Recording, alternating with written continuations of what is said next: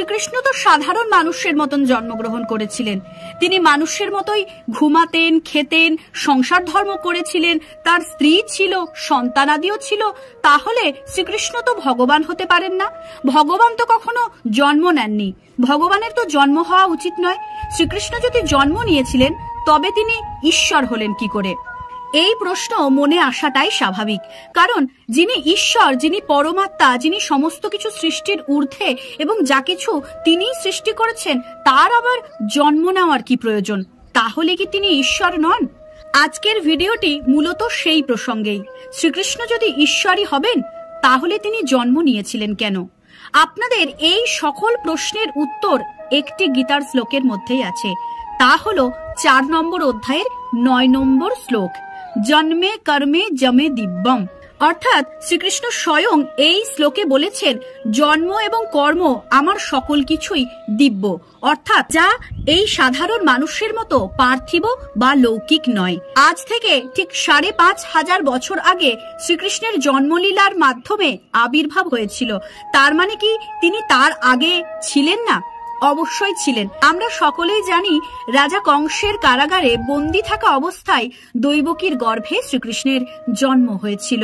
শ্রীকৃষ্ণ ছিলেন অজনী সম্ভবা। অজনী সম্ভবা শব্দের অর্থ হলো তিনি আর 5টা সাধারণ মানুষের মতো লৌকিক এবং পার্থিব ভাবে একজন মনুষ্য শিশুর মতো জন্মগ্রহণ করেননি। তার আবির্ভাব হয়েছিল চতুর্ভুজ রূপে।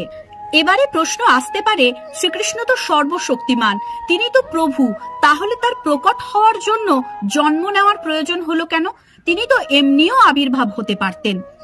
এই প্রসঙ্গে একটাই উত্তর দেওয়ার আছে, শ্রীকৃষ্ণ স্বয়ং প্রভু, তাই তার প্রকট হওয়ার জন্য সত্যিই জন্ম নেওয়ার কোনো প্রয়োজন ছিল না।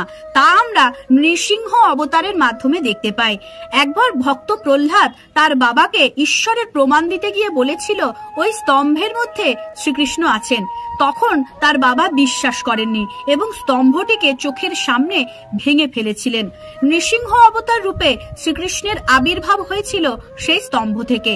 তাহলে তো আমরা বুঝতেই পারলাম তিনি যে কোনো ভাবে, যে কোনো অবস্থায়, যে কোনো রূপেই প্রকট হতে পারেন। অথচ কেন তিনি জন্ম নিলেন? নিজের জন্মলীলার মাধ্যমে এটাই প্রকাশিত করতে চেয়েছিলেন জগৎ মাঝারে যে জন্ম, কর্ম এবং তার আচরণবিধি কেমন হবে সেটা জানানো প্রসঙ্গে তার সেই লীলা করাটার প্রয়োজন ছিল।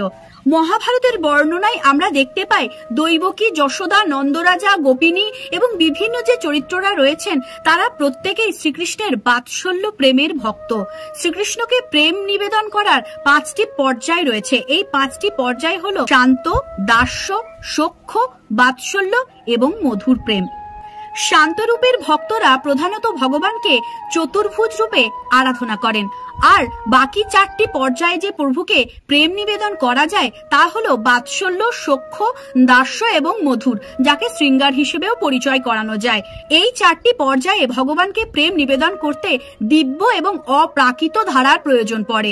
ভগবান তো স্বয়ং ইচ্ছাময়, তার ইচ্ছেতেই সবকিছু হয়। তাই এই জন্মলীলার মাধ্যমে তিনি ইহ জগৎকে দেখিয়ে গিয়েছিলেন কি করে সখ্য প্রেম করতে হয়, কিভাবে নারীর সম্মান রক্ষা করতে হয়, তার পিতামাতার প্রতি সম্মান প্রদর্শন করতে হয়, কিভাবে গুরুর প্রতি শিষ্যের আচরণ প্রকাশ করতে হয়। এই লীলাগুলো না করলে আমরা মানুষেরা আসলেই শিখতে পারতাম না কি করে একজন মানুষ সঠিক মার্গের দিকে এগিয়ে যেতে পারে। জগতের মানুষকে পার্থিব ও লৌকিক আচার আচরণ শেখানোর জন্যই প্রভু এই জন্মলীলায় আবির্ভূত হয়েছিলেন। তিনি আদেও কোনো সাধারণ মানুষ বা মানুষের মতো ছিলেন না, কারণ আমরা খুব ভালো করে লক্ষ্য করলেই দেখতে পাবো শ্রীকৃষ্ণের না কোনো জ্বর ছিল, না কোনো ব্যাধি ছিল, না কোনো অসুস্থতা ছিল। কারণ কি?